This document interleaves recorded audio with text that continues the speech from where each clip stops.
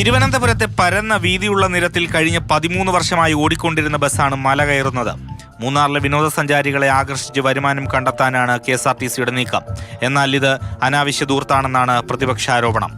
ഈ ബസ്സിന് കാലാവധിയുള്ളത് വെറും ഇനി 1 വർഷവും 2 മാസവും മാത്രമേ ഉള്ളൂ. 13 വർഷവും 10 മാസവും പ്രായമായ ഒരു ബസ്സിനെയാണ് ഇന്ന് 35 ലക്ഷം രൂപ കൊടുത്ത് മന്ത്രി ഓൾട്ടർ ചെയ്ത് ഇറക്കിയിരിക്കുന്നത്.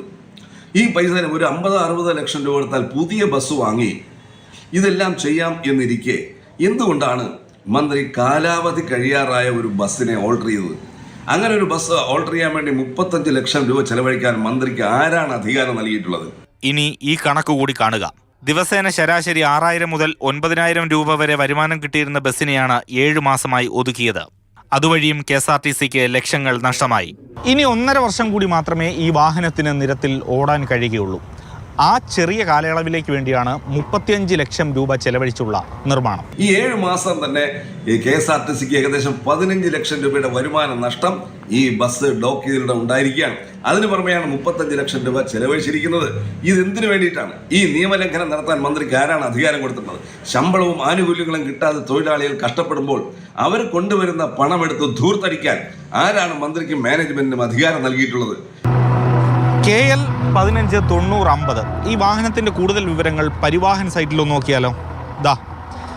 ഈ വാഹനത്തിൻ്റെ ഫിറ്റ്നസ് 16 ജാനുവരി 2025 വരെ ഉള്ളൂ. അതായത് ഇനി ഏതാനും ദിവസങ്ങൾ മാത്രം. ഒപ്പം ഇതിൻ്റെ ഇൻഷുറൻസ് പരിവാഹൻ സൈറ്റ് പറയുന്ന അനുസരിച്ച് മാർച്ച് 2021 23-ാം തീയതി തീർന്നാണ്. ഒപ്പം വാഹനത്തിന് പൊല്യൂഷനും ഇല്ല. മൂന്നാറിലെ വളവും കയറ്റവുമുള്ള റോഡിൽ ഡബിൾ ഡക്കർ ബസിന്റെ രൂപകൽപ്പന അനുയോജ്യമല്ലെന്നും ആരോപണമുണ്ട്. തൊഴിലാളി സംഘടനകളുമായി വിഷയത്തിൽ കൂടിയാലോചന നടത്തിയില്ലെന്നും ആക്ഷേപം. ഈ വാഹനത്തിൽ ഇരുന്ന് കഴിഞ്ഞാൽ മഴ കാണാം നന്നായിട്ട്. അതുപോലെ മൂന്നാറിന്റെ മൂടൽ മഞ്ഞ് അനുഭവിക്കാൻ കഴിയും. പച്ച പട്ട് വിരിച്ചതുപോലെ പടർന്നു കിടക്കുന്ന മൂന്നാറിന്റെ തേയിലത്തോട്ടങ്ങളുടെ മനോഹാരിത, ഒരുപക്ഷെ ഇത് ഇന്ത്യയിലെ ഒരു മനോഹരമായ കാഴ്ചയായിരിക്കും. ഈ വണ്ടിയുടെ മുകളിൽ നിന്നും നിങ്ങൾ കേരളത്തിലെ ടൂറിസത്തെ സ്നേഹിക്കുന്നവർ കാണാൻ പോകും. മന്ത്രി പറഞ്ഞതുപോലെ പുതുവത്സര സമ്മാനമാകുമോ, പ്രതിപക്ഷ സംഘടനകൾ പറയുന്നത് പോലെ ബാധ്യതയാകുമോ എന്ന് ഡബിൾ ബെല്ലടിച്ച് ഓടിത്തുടങ്ങുമ്പോൾ അറിയാം. AK Stephin, Mathrubhumi news, Thiruvananthapuram. കണ്ടം ചെയ്യാൻ വെച്ചിരിക്കുന്ന ബസ് എടുത്താണ് മൂന്നാറിൽ ഓടിക്കുന്നത്. നിയമപരമായി കാരണം 1 വർഷം കൂടി ബസ്സിന് കാലാവധി ഉണ്ട് എന്ന് പറയാം. പക്ഷേ മൂന്നാറിന്റെ സവിശേഷമായ പരിഗണിക്കേണ്ടതാണ്. AK സ്റ്റെഫിനാണ് വിവരങ്ങളുമായുള്ളത്. സ്റ്റെഫിൻ, എന്താണ് ഇതിന് KSRTC പറയുന്ന ന്യായം? അഭിലാഷ്, സാധാരണഗതിയിൽ KSRTCയുടെ പല വണ്ടികളും ഇത്തരത്തിലാണ്. കാരണം പലതിനും ഇൻഷുറൻസ് ഉണ്ടാകില്ല. ഈ ബസ്സിൻ്റെ സ്ഥിതി തന്നെ എടുത്തു കഴിഞ്ഞാൽ ഏതാണ്ട് 3 വർഷം മുമ്പ് ഇൻഷുറൻസ് തീർന്ന വണ്ടിയാണ്.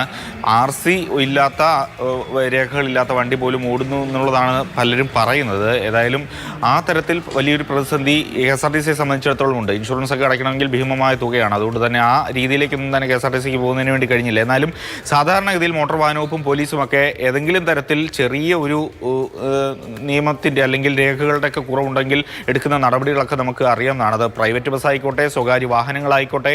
പക്ഷേ എന്നാൽ ഇവിടെ KSRTCക്ക് ഈ കാണുന്ന വാഹനത്തിനും ഏതാണ്ട് ഇനി 15 ദിവസം മാത്രമേ അതിൻ്റെ ഫിറ്റ്നസ് ഉള്ളൂ എന്നുള്ളതാണ് ഏറ്റവും പ്രധാനപ്പെട്ട കാര്യം. അതോടൊപ്പം തന്നെ ഈ വണ്ടി ഓടിത്തുടങ്ങുമ്പോൾ അതിൻ്റെ ഫിറ്റ്നസിൻ്റെ കാര്യത്തിലൊക്കെ ഇനി ഏതായാലും ഒരു തീരുമാനം എടുക്കേണ്ടി ഇരിക്കുന്നു. ഒപ്പം തന്നെ ആ വാഹനത്തിന് പൊല്യൂഷൻ ഇല്ല എന്നുള്ളതാണ് നമ്മൾ ആ പരിവാഹൻ സൈറ്റിൽ നോക്കുമ്പോൾ മനസ്സിലാകാൻ കഴിയുന്നത്. ഒപ്പം തന്നെ ഇൻഷുറൻസ് ഇല്ല. അങ്ങനെയുള്ള പ്രതിസന്ധികളൊക്കെ തന്നെ നിലനിൽക്കുകയാണ്. പക്ഷേ ഇതിനെ എന്ത് മറുപടി ഉണ്ടാകുമെന്നുള്ളതാണ് ഏറ്റവും പ്രധാനപ്പെട്ട ചോദ്യം.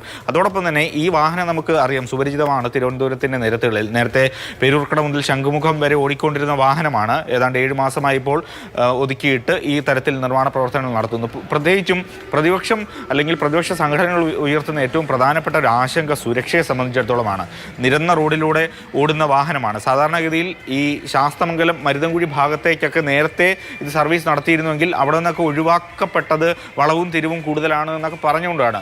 ആ വണ്ടിയാണ് ഇപ്പോൾ യഥാർത്ഥത്തിൽ മൂന്നാറിലേക്ക് കൊണ്ടുപോകുന്നത് എന്നുള്ള ഒരു പ്രശ്നം കൂടി നിലനിൽക്കുന്നുണ്ട്. അതുകൊണ്ട് തന്നെ ഒരു സുരക്ഷ ഒരു പ്രധാന ഘടകമാണ് എന്നുള്ളതാണ് പ്രതിപക്ഷ സംഘടനകളടക്കം ഈ കാര്യത്തിൽ പറയുന്നത്. തീർച്ചയായും സുരക്ഷ ഒരു പ്രധാനപ്പെട്ട ഘടകം തന്നെയാണ്, യാതൊരു സംശയവുമില്ല അക്കാര്യത്തിൽ സ്റ്റെഫിൻ. അതുകൊണ്ട് ആ ആശങ്കകൾ പരിഹരിച്ച് ആ വാഹനത്തിന്റെ ഫിറ്റ്നസ് ഉറപ്പാക്കുക എന്നുള്ളതാണ് ചെയ്യാനുള്ളത്. അല്ലാതെ ഏറ്റവും ആദ്യം ചെയ്യാനുള്ള കാര്യം മൂന്നാറിൽ ഡബിൾ ഡക്കർ ഓടിക്കേണ്ട എന്നൊന്നും ആരും പറയില്ല. ടൂറിസം വികസനം അനിവാര്യമാണ്. ടൂറിസം രംഗത്ത് ഒരുപാട് കാര്യങ്ങൾ KSRTCയുടെ ഭാഗത്തു നിന്നുണ്ട്.